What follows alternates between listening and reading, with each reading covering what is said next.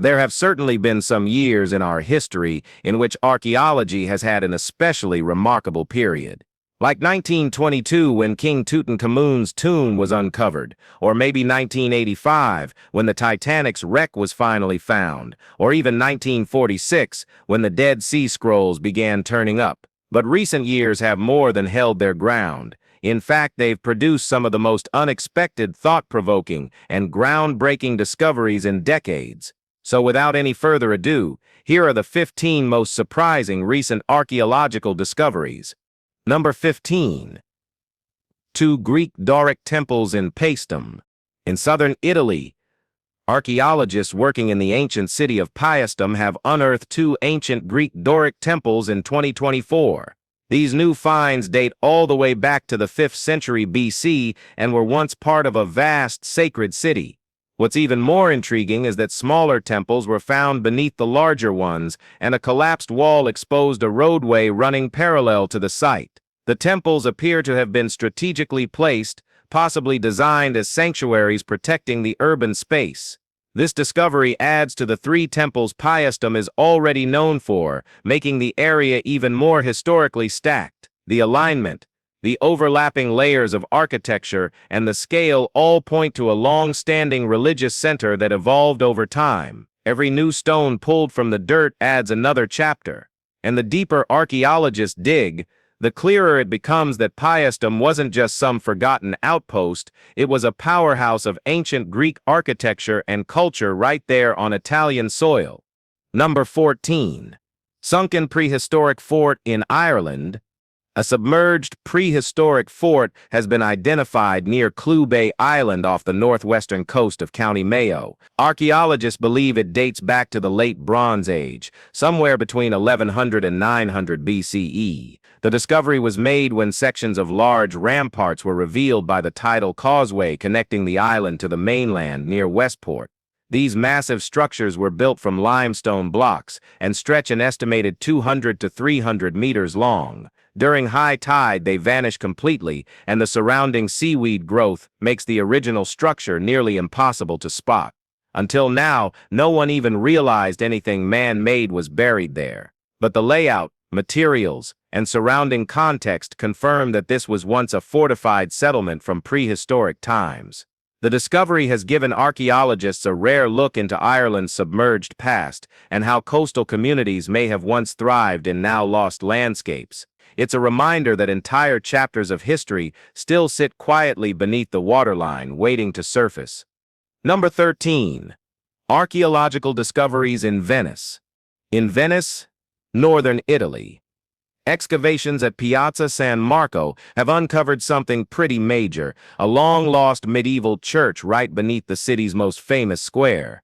Among the remains, archaeologists also found human tombs, proof that Venetians once gathered and were buried there. This is the original church of San Gimignano, believed to have been demolished in the 12th century to make room for the newer design of the square. Another church by the same name was built nearby in the 16th century, but this buried structure is almost certainly the earlier one. The remains include foundation stones, architectural fragments, and burial elements, all pointing to a medieval place of worship. While the evidence strongly supports this identification, archaeologists are still analyzing everything before drawing final conclusions. If confirmed, it would be one of the oldest known structures ever discovered in the heart of Venice. Not bad for something that's been sitting under tourist feet for nearly 900 years. Number 12. Tomb and artifacts in Saqqara. A joint excavation between Egypt and Japan uncovered another trove of ancient relics at the Saqqara necropolis. Honestly, this isn't unusual. New tombs and relics surface here all the time. But this one stood out. A rock-cut tomb and a sprawling mix of artifacts from different time periods. Saqqara, near Cairo, is a burial site that once served the ancient Egyptian capital of Memphis. That's why the area is packed with tombs and monuments, including the famous Step Pyramid of Djoser, built more than 4,600 years ago and widely recognized as the world's oldest stone monument of that scale. The site held a mix of burial structures, mastabas, pyramids, and deep underground galleries. This time, the team found two terracotta statues of Isis, one of her child Harpocrates, plus amulets, pottery, and items marked with hieroglyphics. And apparently, someone online claims they found an alien statue here too. Totally real, obviously. Just a true professional archaeologist doing honest alien head research, right? Now, let's head over to number 11, Tomb in Panama. Archaeologists at El Caño Archaeological Park in Panama have uncovered what appears to be the tomb of a high-ranking lord buried sometime between 750 and 800 CE. This marks the ninth tomb found in the area since excavations began in 2008.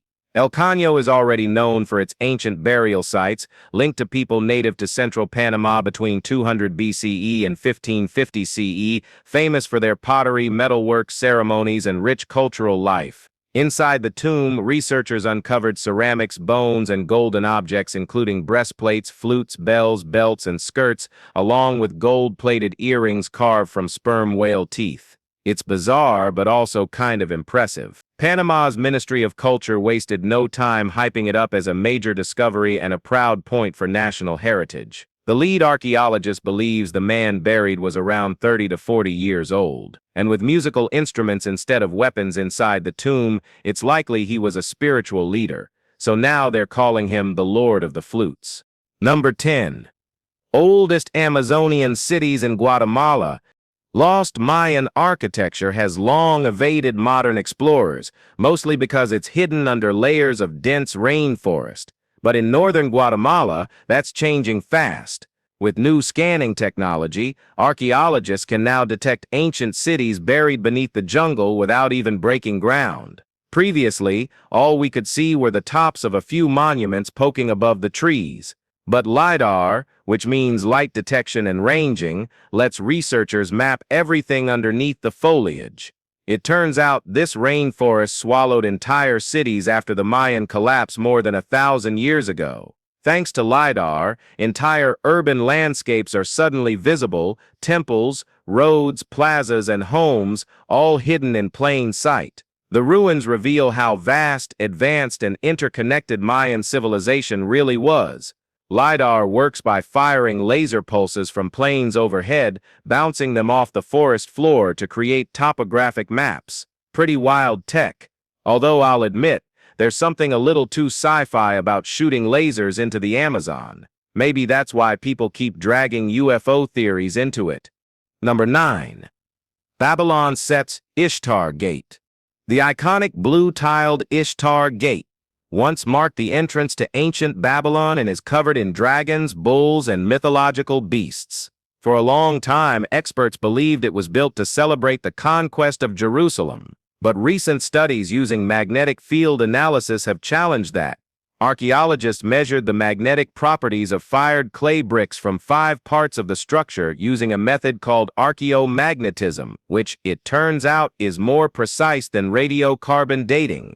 What they found was surprising: no major time gaps between construction phases. Instead, all signs suggest the entire gate was completed around 583 BCE, shortly after Jerusalem was conquered in 586 BCE, and while Nebuchadnezzar II was still alive. That changes everything. Researchers now believe the gate was part of a single unified construction plan, not something built in chunks over decades. The next step is to apply the same technique to other Mesopotamian monuments. Looks like Babylon still has more to say. Number 8. Fortification in Saudi Arabia. Archaeologists recently documented one of Saudi Arabia's largest ancient fortifications, built around the Khaybar Oasis in the northern Arabian desert. These oases, rare, life-giving green patches with hidden freshwater, have supported human life for over 4,000 years. People dug aquifers and irrigation channels here, turning the arid land into a sustainable settlement. The Khaybar site features wall remains that once stretched 1.2 kilometers long, were nearly 2.5 meters thick, and stood 5 meters high. The walls originally enclosed about 1,100 hectares. Radiocarbon dating places construction between 2250 and 1950 BCE. Today, only about half the wall remains, along with 74 bastions. The layout resembles Bronze Age fortified towns found across northwestern Arabia. These oases weren't just survival zones, they were early centers of organized life, and the scale of the fortifications rivals European megaforts from the same era. Other ancient desert sites like Syria's citadel of Aleppo show similar long-term habitation. Turns out, the middle of nowhere was never really empty, it just outlasted the noise. Number 7. Oldest runes in Denmark. In early 2024, a 2000-year-old iron knife was found in Denmark, and it has what might be the country's oldest known runes carved into its blade. The knife's 3-inch edge features the inscription Hela, which in Old Norse means little sword. It could have been a nickname or just a weird joke from the blade's original owner. No one's quite sure. Experts believe it dates back to around 150 AD, making it several centuries older than Denmark's famous Jelling runestones. That's what makes this discovery so significant. Previously, the oldest runic inscription found in Denmark was a bone comb reading Hara, uncovered in 1865 near Odense. Like this new find, it seemed to serve more as a label than a poem or message. It's clear that even early Norse folk had a thing for labeling their stuff. Maybe they'd have loved modern label makers. Either way, Hela now holds the title as the oldest runic artifact from Danish soil, pushing the timeline back even further. Number 6. Ancient Roman spicy wine. Ever wondered if the wine the Romans drank tasted anything like ours? A recent study from January 2024 might have some answers. Researchers examined ancient Roman clay jars known as dolia, which were used to ferment and store wine. By comparing these to modern vessels, they gained insight into the taste and techniques of Roman winemaking. Dolia were porous, egg-shaped, and partially buried during fermentation, sealed tightly, and left to age. This method, along with wild yeast strains, gave Roman wine a spiced flavor, aromas of toasted bread, apples, walnuts, and even curry. Sounds strange but accurate. Experts also revisited a long-standing debate: was Roman wine red or white? Turns out their process didn't filter out grape skins, so they had everything from white to yellow, deep red, and even black wine. Their wines likely carried stronger and more varied flavors than most bottles today. And thanks to their well-designed dolia, the Romans could manipulate taste in ways we're only now starting to fully understand. Number 5. Roman dodecahedron. The Romans left plenty behind, but one item still baffles everyone: the Roman dodecahedron. These odd, 12-faced hollow bronze objects have been found across Europe, dating back roughly 1,800 years. Each of the 12 pentagonal faces has a circular hole, all connected through the center. No ancient text, artwork, or documentation ever mentions them, which only makes things weirder. Since nobody knows their purpose, theories range from measuring tools to candle holders to fortune-telling devices. Some think they were used to size objects, others suggest they helped with sowing seeds, and some even say they were early magical devices. In truth, no one has a clue. Every theory sounds good until someone finds another one lying in a random field in France. The mystery has made the Roman dodecahedron a favorite among history nerds and puzzle lovers alike. It's rare for something so widespread to be so completely unexplained, but that's Roman engineering for you: efficient, elegant, and apparently secretive. Number 4. Early medieval money. After decades of examining old coins, archaeologists have finally solved a long-standing mystery. Where did Anglo-Saxon England's sudden surge in silver come from between 660 and 750 AD? During this time, silver coins became widely used in trade, but the origin of that silver remained unclear.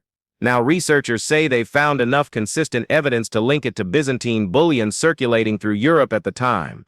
The analysis combined trace elements from the coins with trade routes and historical records. It seems merchants in Anglo-Saxon England had access to silver that originated from the Byzantine Empire, likely through continental connections that moved bullion across Frankish territories. This awesome and amazing finding changes previous assumptions about where early English kingdoms sourced their wealth.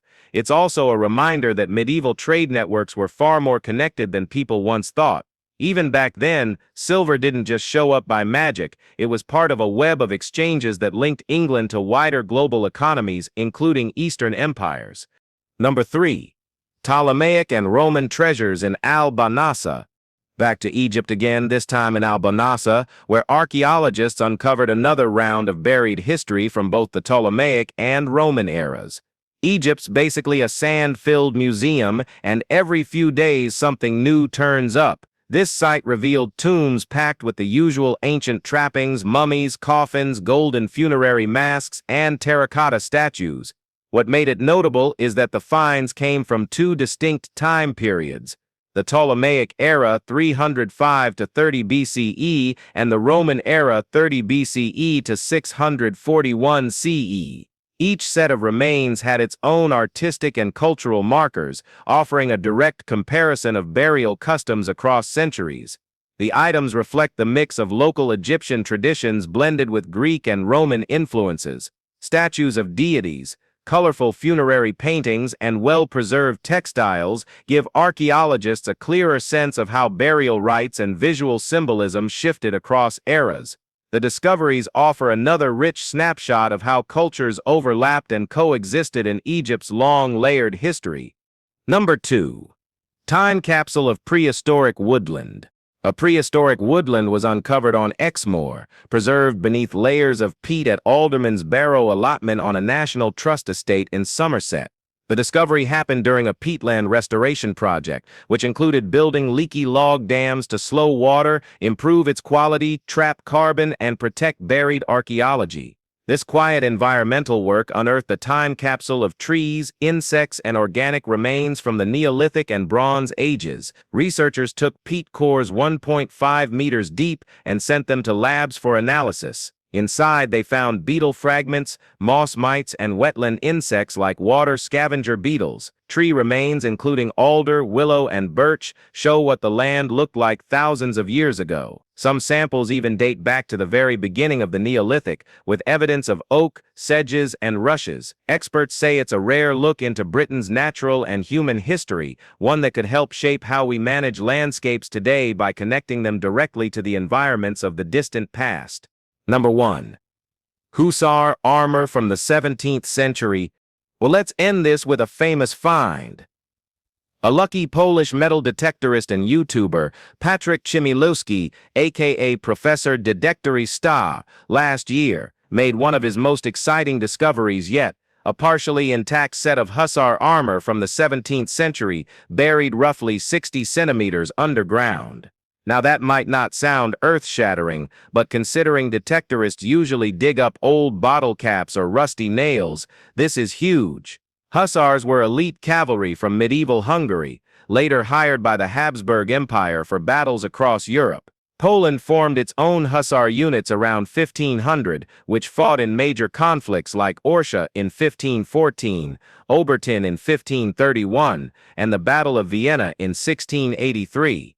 These heavy cavalry wore ornate armor and wielded long lances from a distance. The armor discovered here includes forearm braces, a shoulder guard, a neck protector, and a semicircular helmet, all mostly intact. Oddly, the cuirass, the breastplate, and backplate is missing.